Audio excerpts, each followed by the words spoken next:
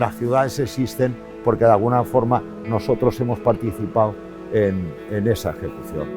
Una de las cosas que tiene esta profesión y que se ha conseguido al cabo del tiempo es que todos los edificios que vemos, en todos los edificios ha participado un arquitecto técnico.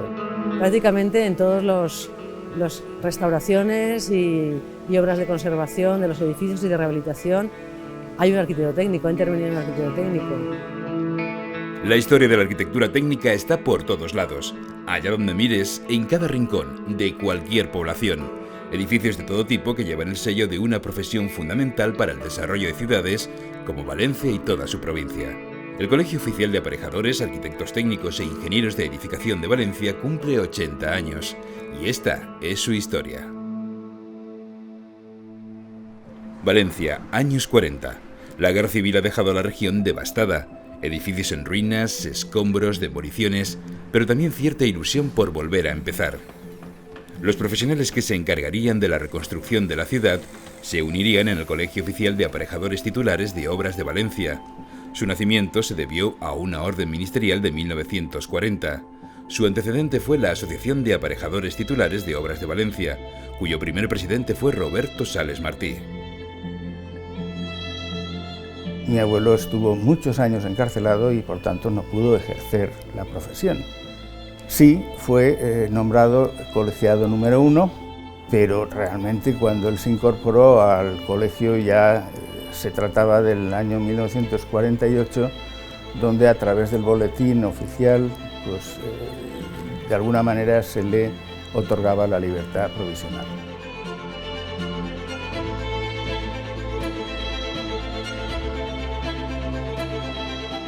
Venimos de un mundo medieval, ¿no?, en el que pues las profesiones eran gremiales y no estaban reguladas, y llegar hasta una regulación en la que todos encajáramos pues costó mucho. El colegio pasó a denominarse Colegio de Aparejadores de Levante, con Alicante, Valencia y Castellón. Era uno de los 17 colegios profesionales distribuidos por todo el país.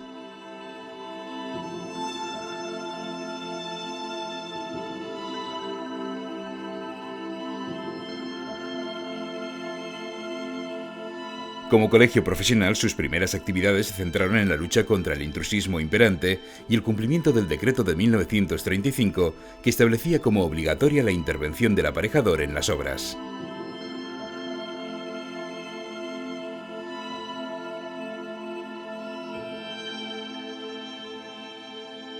En los años 40 nace la previsión mutua, sucesora del sistema de socorros mutuos.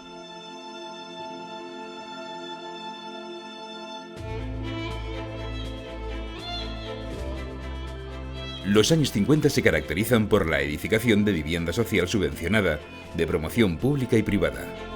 En aquellos años el colegio creó un servicio de inspección que se encargó de denunciar la irregularidad de las obras sin nombramiento de aparejador. La riada del 57 dejó a miles de personas sin casa, total o parcialmente, sin bienes ni negocios, tanto en Valencia como en muchas poblaciones de la provincia. Los aparejadores valencianos y su colegio profesional se volcaron con la tragedia. El colegio organizó la evaluación de daños materiales e inspección estructural, y los profesionales voluntarios prestaron todo tipo de servicios en unas ciudades y poblaciones necesitadas de expertos en edificación y construcción.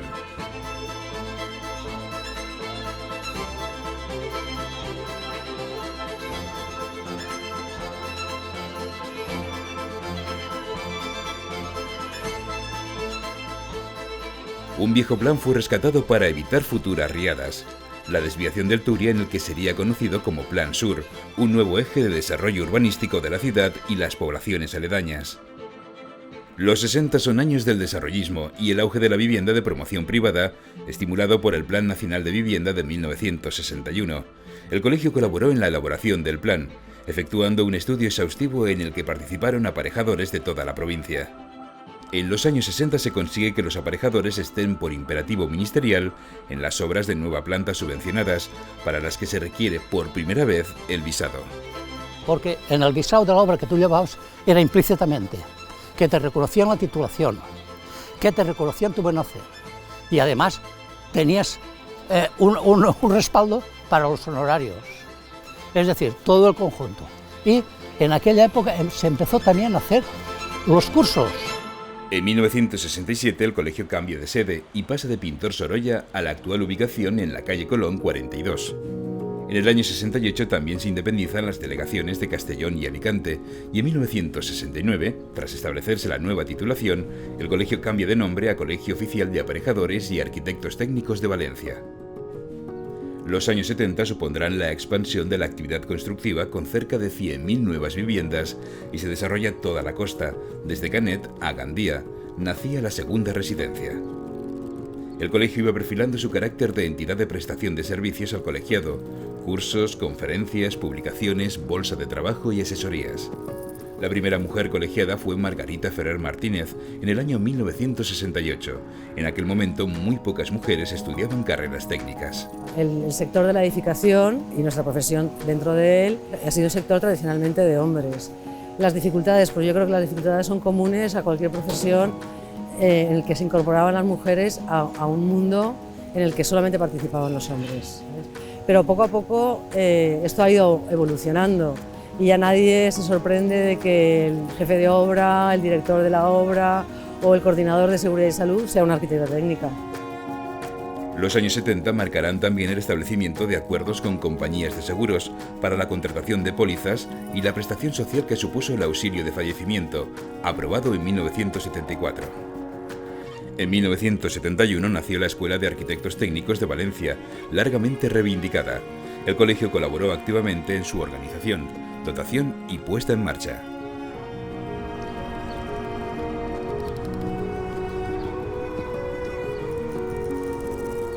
Fue fundamental para retener el talento de nuestra comunidad, ¿no? Hasta entonces los que querían estudiar esta carrera tenían que irse a Madrid o Barcelona y no volvían, o sí, pero había una posibilidad de que no volvieran pues porque encontraban su futuro en otro lugar, ¿no? En 1971 se publica el decreto que regula las facultades y competencias profesionales de los arquitectos técnicos. Nos configura con unas funciones propias, específicas e independientes de las de otros técnicos en la dirección de las obras. Es un punto de partida importante. Los años 70 proporcionaron también un aluvión de normativa técnica y profesional, entre ella el libro de órdenes y certificado final de obra. En 1982, las lluvias trajeron desbordamiento de ríos e inundaciones, graves sobre todo en la comarca de la Ribera, acentuadas por la rotura de la presa de Tous, que dejó más de 300.000 personas sin vivienda. O sea, calles inundadas, el agua arrastrando coches, coches uno encima de otro, en fin, un desastre total. Fueron un cúmulo de decisiones rápidas y una detrás de otra y una detrás de otra, algunas graves, porque sacar una familia de una casa y derribarla delante de ellos. La crisis económica de finales de los 70 y principios de los 80 produjo altos índices de desempleo y el sector de la construcción se vio afectado por la coyuntura económica.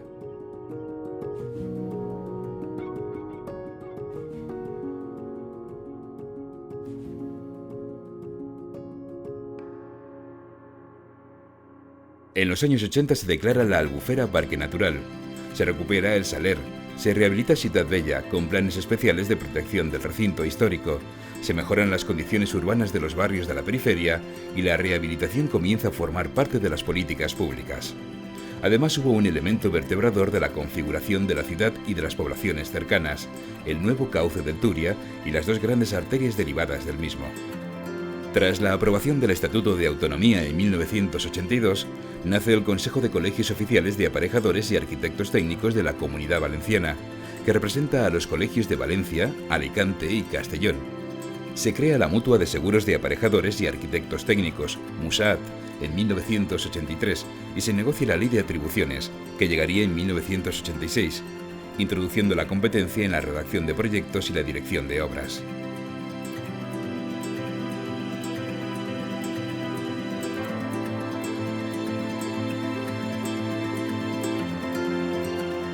Los dinámicos años 90 prepararon el camino al vertiginoso desarrollo inmobiliario que llegaría en la década siguiente y se desarrolla una nueva corriente conservacionista del patrimonio que se plasma en las políticas públicas. En 1994, la Ley Reguladora de la Actividad Urbanística cambiaría el desarrollo urbano de la Comunidad Valenciana. La Ley Reguladora de la Actividad Urbanística supuso un impulso importante a la actividad urbanizadora, ¿no? Porque liberalizó, introdujo la figura del agente urbanizador y ello supuso que se edificara mucho más. La actividad profesional se duplica en la década de los 90 y se potencian nuevas parcelas de actividad introducidas por la normativa, como el control de calidad o la coordinación de la seguridad de la edificación. El colegio se sitúa a la vanguardia del sector con la informatización del libro de control y se convierte en pionero con la presentación a la sociedad de una propuesta que posteriormente recogería la normativa, el libro del edificio. En 1999 se publica la esperada y debatida Ley de Ordenación de la Edificación. Por una parte, como arquitectos técnicos, afianza todo lo que se refiere a dirección de ejecución de obra. De hecho, nos configura como los directores de ejecución de obra, ya que somos los únicos que sí que tenemos competencias para actuar como tales en cualquier tipo de edificación, sea cual sea su uso. También en cuanto al proyecto, define el concepto de configuración arquitectónica y con ello aclara el marco de nuestras competencias como proyectistas y directores de obra. Con el estreno del nuevo milenio se produce una actividad frenética en la profesión. Son años de nueva planta, pero también son los años de la rehabilitación tanto en el patrimonio público como en la iniciativa privada estimulada por las ayudas públicas. Somos los técnicos de la dirección de ejecución de una obra, pero al mismo tiempo tenemos nuestra visión que en nuestros estudios nos han permitido realizar respecto a lo que es la historia de la construcción, de cómo se construía antiguamente, y eso a la hora de poder intervenir en los edificios es muy importante. La rama del arquitecto técnico no solo es edificar nuevas cosas, sino también tiene una rama muy importante con el patrimonio. Y de hecho tenemos proyectos finales de carrera, trabajos finales de grado de alumnos que son verdaderas maravillas de estudios de edificios construidos.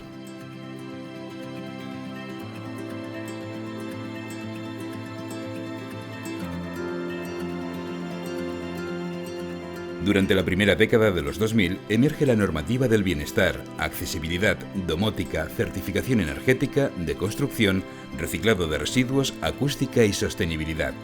La edificación valenciana vive máximos históricos, siendo 2006 el año que registra récords históricos con más de 46.000 viviendas iniciadas en la provincia. 3 años después la cifra caería a 3.000 viviendas y en 2014 serían 500. En el año 2003 el colegio estrena nueva imagen gráfica corporativa con diseño del galardonado Pepe Jimeno, actualizando también sus siglas, que pasan de COAT a CAAT. En 2006 se publicó el Código Técnico de la Edificación. Código técnico y toda la legislación que se nos ha ido poniendo encima de la mesa al sector ha hecho que cada vez sean más las exigencias a nivel de proyecto y de construcción y por tanto la calidad del producto final es mejor. El cambio que ha aportado la normativa ha sido para posicionarnos en una figura que es la del director de ejecución material, que tanto la LOE, la Ley de Edificación, como el Código Técnico nos atribuyen una serie de características que debemos de realizar, que debemos de vigilar, que debemos de velar, que debemos de verificar en todo lo que es el proceso edificatorio. La Valencia de los grandes proyectos iniciaba su cuenta atrás hacia el objetivo 2007, con la celebración de la Copa América, como acicate para el desarrollo urbanístico de la ciudad. La irrupción de la crisis a finales de 2007 redujo drásticamente el ritmo de construcción. La crisis fuerte fue en el 2008 y afectaba a todo nuestro colectivo, en todos los sentidos. Algunos han tenido que abandonar la profesión porque realmente no lo podían mantener. La crisis fue producida por todo lo que burbuja inmobiliaria y eso nos arrastró a pérdidas de trabajo, sobre todo en el ámbito de la obra nueva, porque la obra de restauración y la obra de mantenimiento se tienen que seguir haciendo. Los últimos años de la primera década se producen cambios en la enseñanza, con la aparición del nuevo grado de Ingeniería en la Edificación y el colegio pasó a denominarse como en la actualidad, Colegio Oficial de Aparejadores, Arquitectos Técnicos e Ingenieros de Edificación de Valencia. El arquitecto técnico es ahora mismo el técnico más versátil en el mundo de la edificación. De hecho, el impacto de las diferentes crisis y de esta última no ha sido tan traumático como en otras titulaciones del mundo de la construcción, precisamente porque nos hemos reinventado. A partir de 2015, poco a poco se iba recuperando la economía y se abrieron nuevos segmentos de actividad, como la rehabilitación energética, la sostenibilidad y la accesibilidad en la edificación. Yo creo que ahora el despegue viene por la eficiencia energética, por los cambios que tenemos que hacer para la sostenibilidad del planeta y de las ciudades. Necesitamos unas ciudades que vivan mejor. Hoy el Colegio Oficial de Aparejadores, Arquitectos Técnicos e Ingenieros de Edificación de Valencia es un colegio pionero y referente en España, con servicios digitalizados, volcado en la formación continua, en la asistencia técnica y asesoramiento a sus profesionales, en la promoción y defensa de la profesión y, por supuesto, en la representación y unión de sus más de 3.000 profesionales colegiados. Hay una cuestión evidente en nuestra titulación y es que es habilitante y facultativa. Eso quiere decir que depende de nosotros el defender esas atribuciones que tenemos y eso solamente lo podemos hacer unidos, ¿no? El colegio respalda a una profesión en constante actualización, que vive nuevos procesos cuya calidad y ejecución seguirán velando los arquitectos técnicos. Ahora mismo la industrialización ya empieza a ser algo que estamos viendo en nuestra ciudad. O sea, hay edificios aquí en Quatre Carreres, por ejemplo, que ya se están haciendo de una manera preindustrializada, no prefabricada, industrializada, que se monta en taller y se va equipando. Son maneras diferentes de construir, por eso han nacido como tres ejes que están vertebrando los nuevos planes de estudios, que son el BIM, la industrialización y Lean Construction, que es un seguimiento y una gestión de los procesos. Y mirando hacia un futuro todavía más lejano, los profesionales del mañana ya están trabajando con nuevas tecnologías que van a revolucionar el sector. Pues ahora nos viene lo que son nuevos materiales, nuevas tecnologías, nuevos sistemas, nuevos productos, nuevos equipos que se tienen que adaptar a los procesos edificatorios. Y eso es lo que el arquitecto técnico debe de velar para estar en lo último, ¿no? En lo que se está presentando desde las mismas empresas para que puedan ser utilizadas en el proceso edificatorio. Aunque podemos tener una realidad aumentada, una realidad virtual que hoy en día ya se hace, pero lo importante para mí es destacar la materia y el conocer el edificio, tocarlo, estar ahí encima. El Colegio de Aparejadores, Arquitectos Técnicos e Ingenieros de la Edificación cumple 80 años con el objetivo de seguir creciendo y adaptándose a los retos de un futuro apasionante. El colegio siempre tiene que ser un reto constante de innovación, de responsabilidad y de poder aunar el esfuerzo de todos los aparejadores para la defensa y de alguna forma trasladar a la ciudadanía cómo es nuestra profesión. Pienso que es muy importante que exista una entidad que nos agrupe como colectivo, que nos defienda cuando suceda algún tipo de problema, que nos ofrezca formación, que nos ofrezca actividades culturales y que un poco nos represente delante de toda la sociedad y de todas las profesiones que existen. Y yo la verdad es que me siento muy orgullosa del aporte, de lo que ha aportado mi profesión a ese proceso de mejora de las ciudades y de los entornos.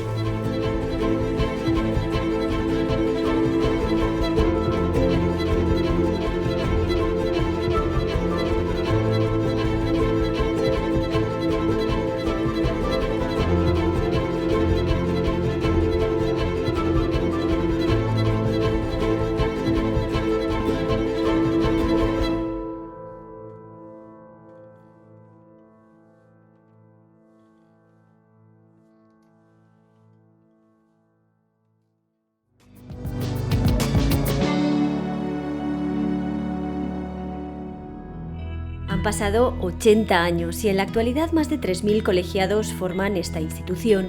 Para todos es momento de celebrar el camino recorrido y el trabajo realizado, y a ellos corresponde, por tanto, analizar lo que han sido estas 8 décadas para el colegio y la profesión.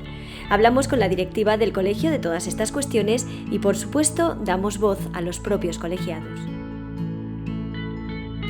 La mejor defensa que tiene el colegio y que tiene la profesión es realizar la profesión con calidad, con sapiencia, con voluntad, con resolver los problemas al cliente o a la sociedad. Esa para mí es la mejor defensa que hay. Ha defendido la profesión siendo conscientes de su aportación, siendo conscientes de su responsabilidad y siendo conscientes que han sido permanentemente observados por cuantos los han contratado. Desde el momento en el que se matriculan en la universidad, en la escuela, hasta el momento en el que finalizan su etapa profesional y se jubilan, tienen que estar continuamente en evolución, en formación. Las leyes cambian, los decretos cambian, las técnicas constructivas cambian, los materiales cambian, y es de admirar que un profesional tenga que estar continuamente al día para poder ejercer su profesión. El papel fundamental del colegio siempre ha sido tener la profesión unida de forma que pudiéramos defender todos nuestros derechos y todas nuestras obligaciones. Yo siempre he dicho que el colegio, si no existiera, habría que inventarlo, porque realmente nuestro colegio es la casa de todos, la casa donde ejercemos nuestra profesión y donde realmente damos formación, donde ponemos al día, una vez han acabado la carrera, a los compañeros, queda mucho por aprender, y eso se aprende a través del colegio. El colegio tiene que existir por necesidad. Somos una profesión reglada que sirve a la gente, pero tenemos unos intereses también. Entonces, esos intereses son corporativos y debemos de defenderlos, pero por nosotros y por la gente a la que servimos.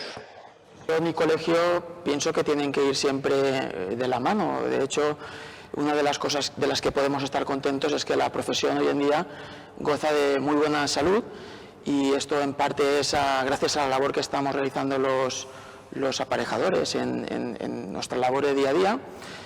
Y evidentemente también tenemos mucho que agradecer a todos nuestros compañeros antecesores, que son los que con el tiempo han forjado, digamos, todo lo que supone el desarrollo de la profesión. Y en ese sentido el papel del colegio, imprescindible, ha sido el mejor transmisor de esos conocimientos entre generaciones. No sé si opináis. A mí, cuando hablamos del colegio y de nuestra profesión, a mí me gusta poner en valor la historia de la profesión. Es decir, todos hemos leído cualquier novela histórica en la que se narra la construcción de una catedral. Eran unos edificios muy importantes. Por un lado estaba el diseño, pero la fase fundamental era la del maestro de obras.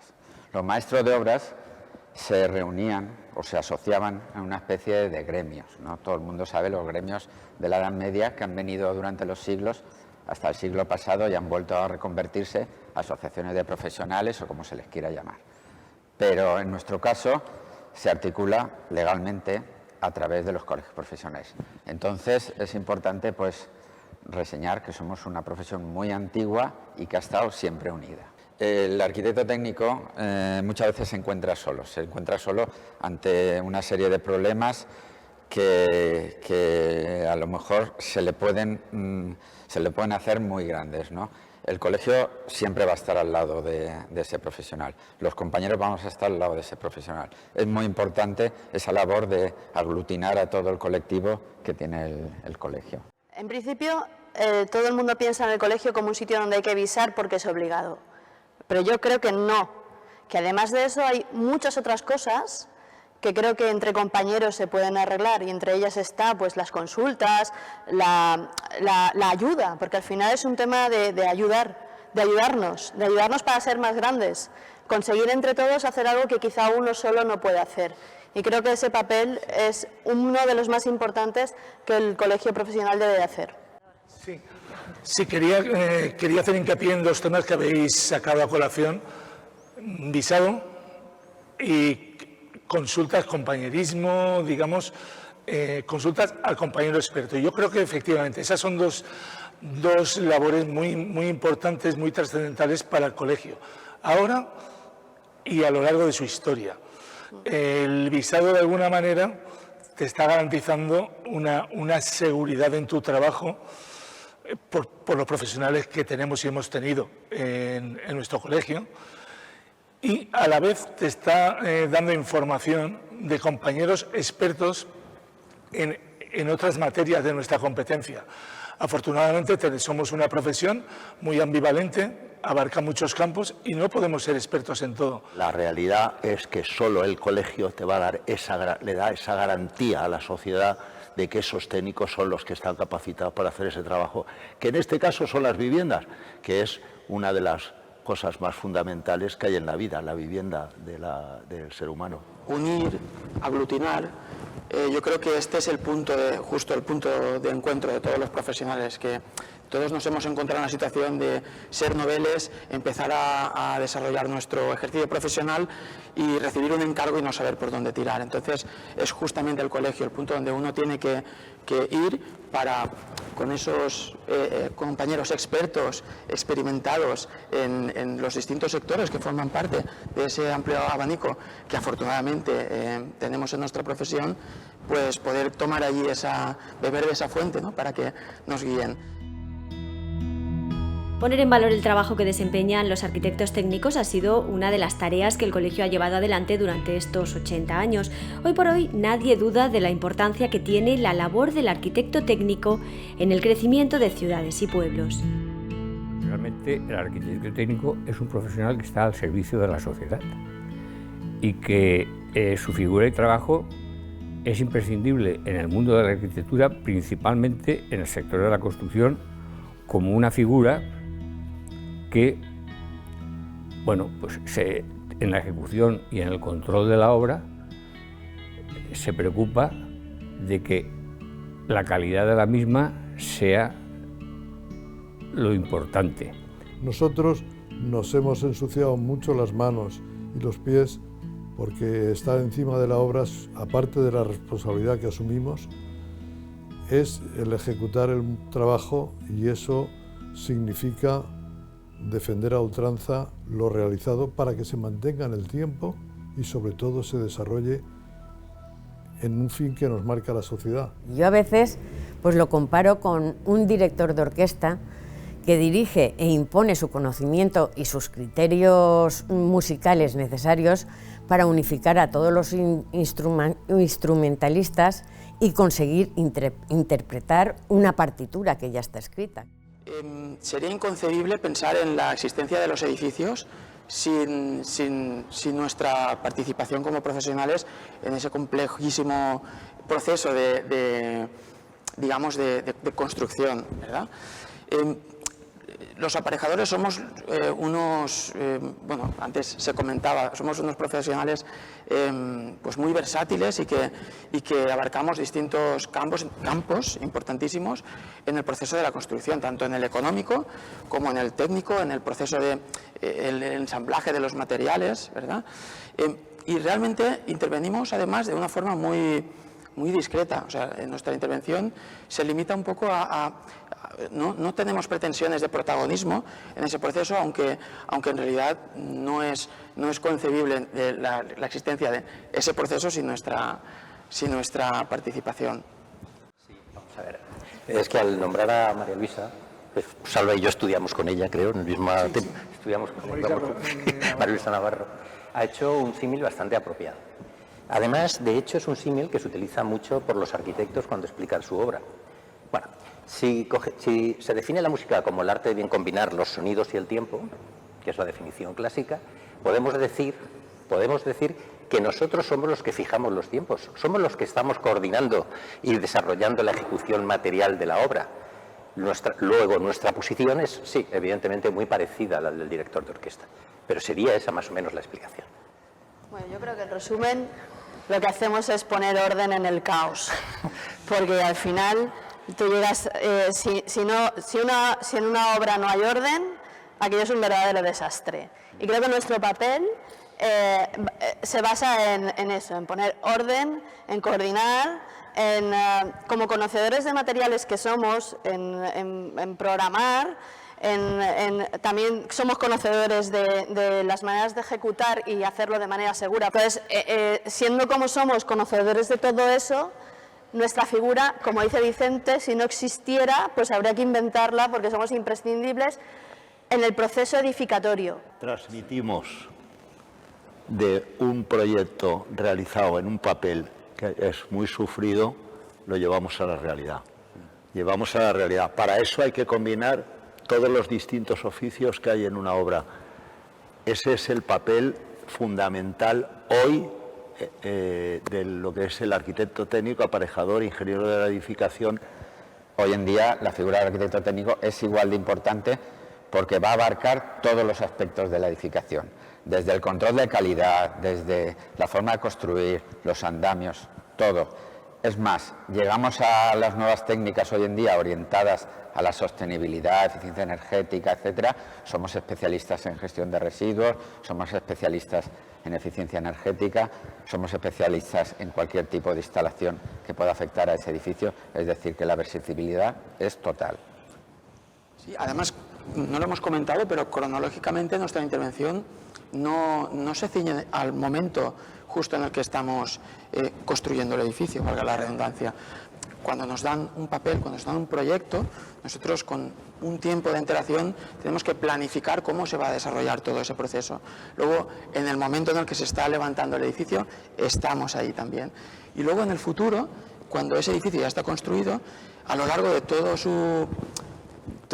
la vida útil de este edificio, también estamos ahí en el mantenimiento, asesorando a las comunidades de propietarios, a los propietarios, de cómo se tiene que llevar el mantenimiento de este edificio, cuando envejece, cómo se tienen que gestionar todos esos procesos de mantenimiento también.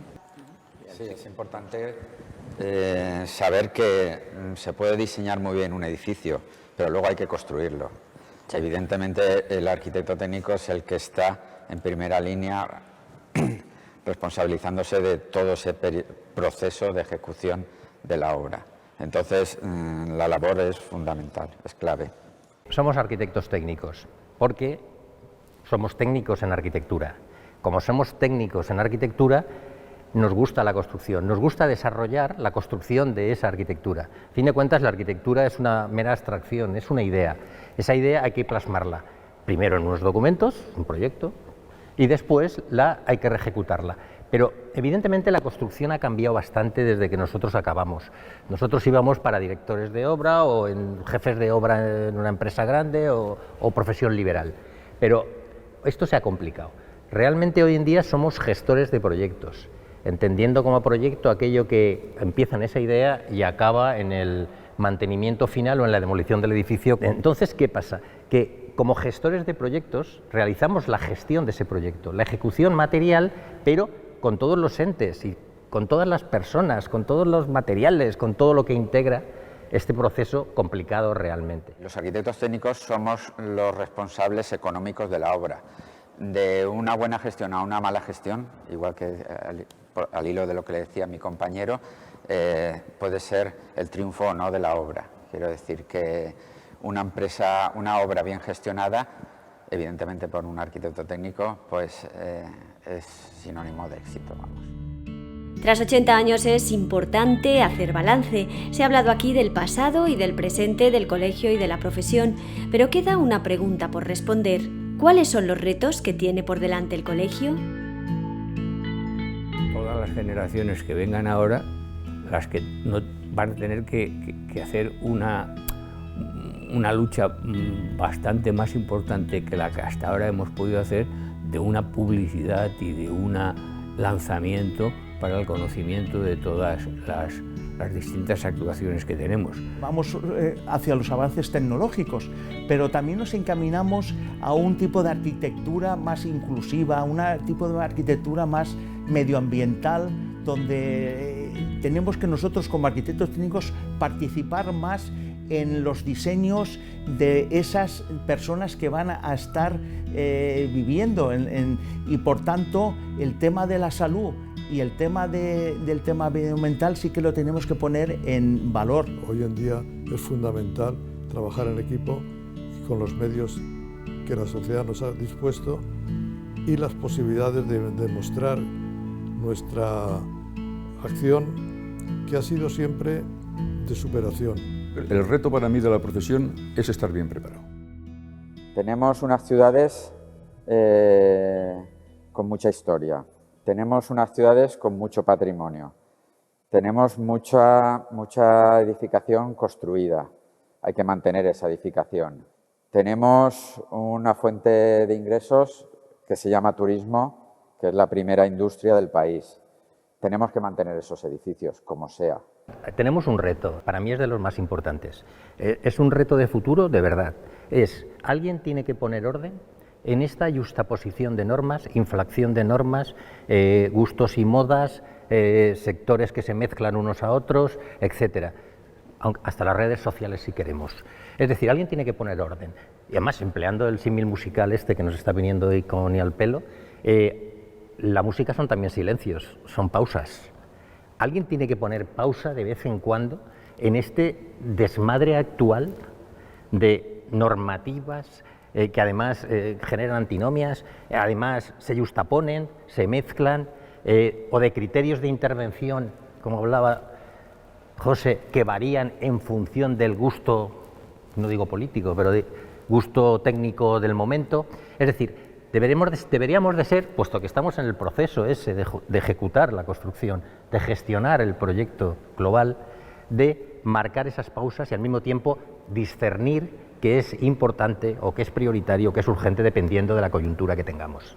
Porque es que si no, ¿quién lo va a poner? Es mi pregunta. Porque el que tiene la idea quiere desarrollar su idea y lo demás le importa poco en la mayoría de las ocasiones. Creo que para nosotros es un reto y además ahora es muy importante. Antes no eran 4 técnicas constructivas, antes eran 4 técnicas constructivas, ahora son eso, gestión de proyectos con multitud de técnicas y además aparentemente concurrentes, pero la mayoría de las veces se justaponen, simplemente se ponen una encima de otra. Es decir, deberíamos de admitir que ese reto es el que verdaderamente tenemos. A mi modo de ver es de lo más importante. La profesión en estos últimos 50 años ha cambiado totalmente. Antes era estrictamente ejecución de dirección de obra y hoy es un abanico muy amplio.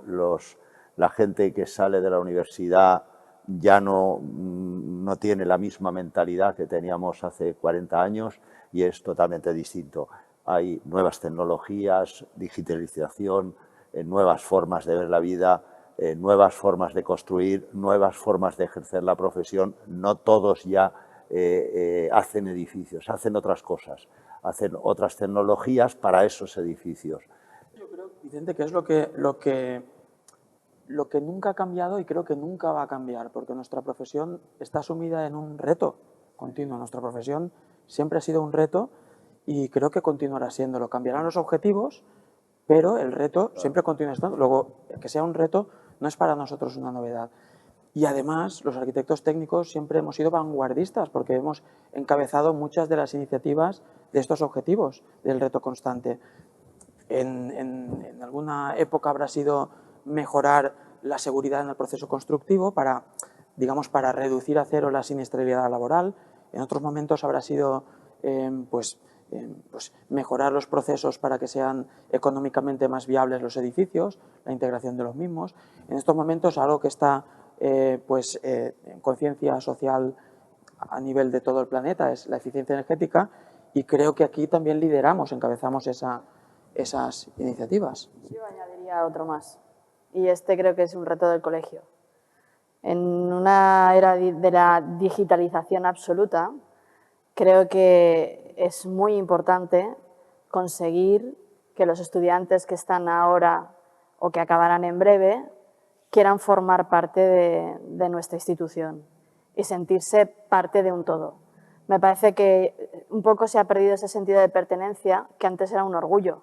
Acababas la carrera y había que colegiarse porque eras aparejador y estabas colegiado.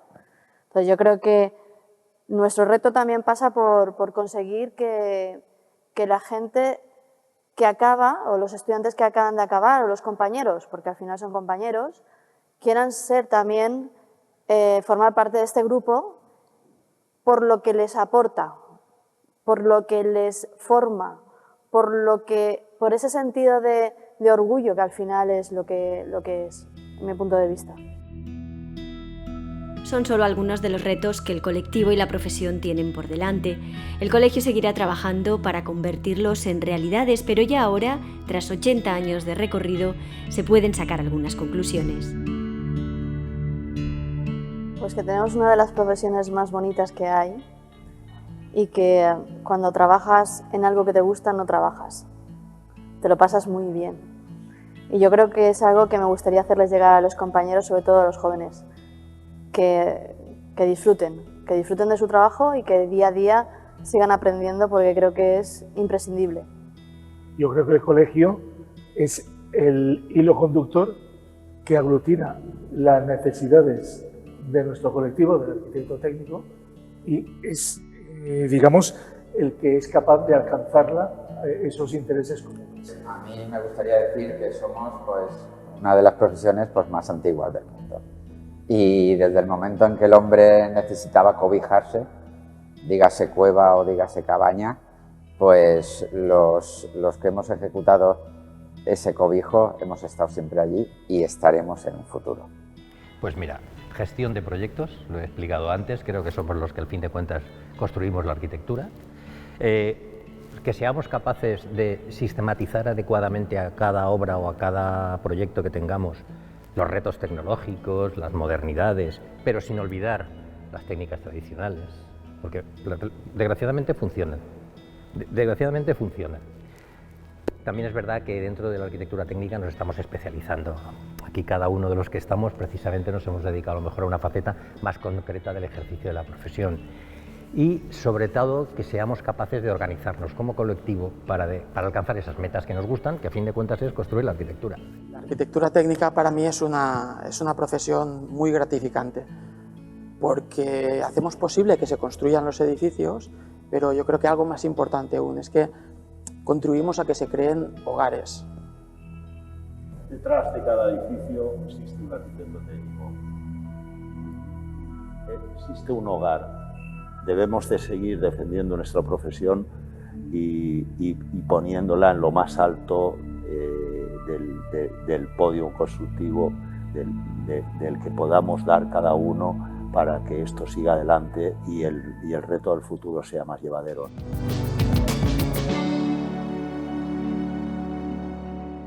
Sin duda, a lo largo de estos 80 años, el colegio ha desempeñado un papel fundamental en la construcción, en el crecimiento de nuestras ciudades y nuestros pueblos, pero también, paralelamente, ha sido básico, fundamental para la construcción de la profesión, la organización, formación, legislación y, desde luego, la puesta en valor del arquitecto técnico.